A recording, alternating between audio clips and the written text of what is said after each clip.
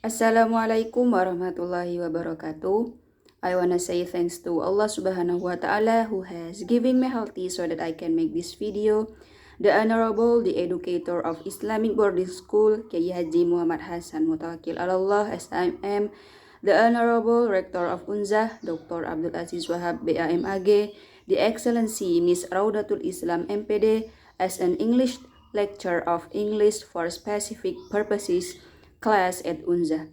Let me introduce myself. My name is Umi Hofifa. I am from English Education Department, Zainul Hasan Genggong Islamic University, 4th semester. Here I will explain about lesson planning in ASP. The definition of lesson planning itself is a plan that will be carried out while learning is taking place. By making this lesson plan so that learning runs well, effectively, and is structured, even though something that is planning and what will happen in the class is different, but at least it has been planned beforehand. There are three sub-discussions regarding lesson planning, namely, first, what teachers should plan, second, teaching communication skills, and finally, solution for dealing with low-level English skills and ESP classes. Okay, the first discussion is what the teacher must plan. Here, there are two parts. In the first part, there are four plans. The first, what must be prepared on plan is skill emphasized. The meaning of skill emphasis here is the ability of teacher to provide material that is needed by students. For example, English in medicine, a teacher must provide understanding or material related to medical equipment, names of diseases, and also medicines. Second, certain vocabulary, meaning that the teacher must seriously search for and choose certain vocabulary to be taught based on the needs of his students.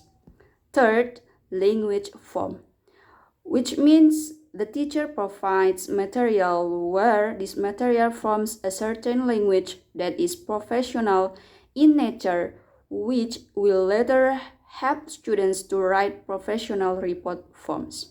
Lastly, teaching method, meaning the method by the teacher does not only do one method but mix several methods.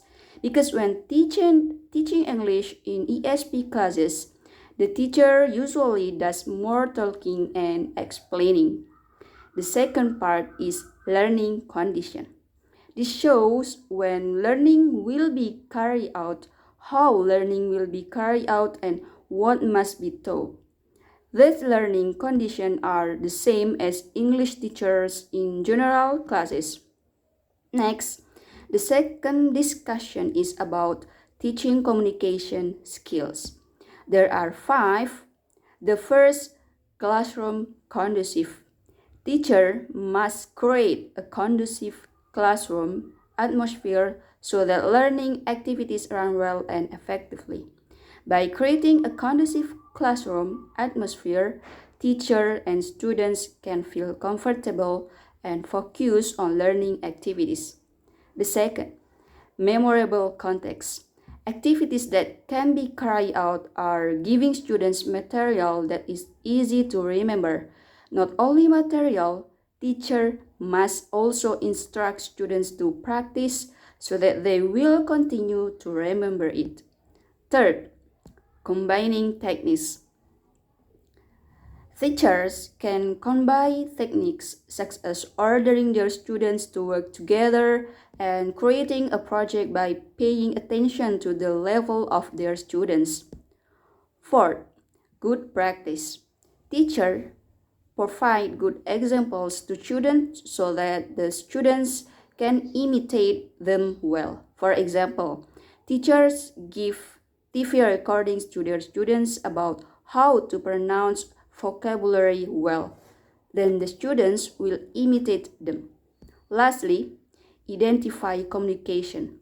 The teacher must identify the type of language that will be used. For example, in a pilot ESP class and a doctor's ESP class are different.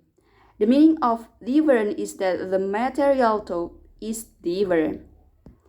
The final discussion is about solution for low-level English skills in ASP classes. There is only one solution, namely speaking practice. This solution is carried out in low-level ESP classes so that students are able to speak English well and fluently.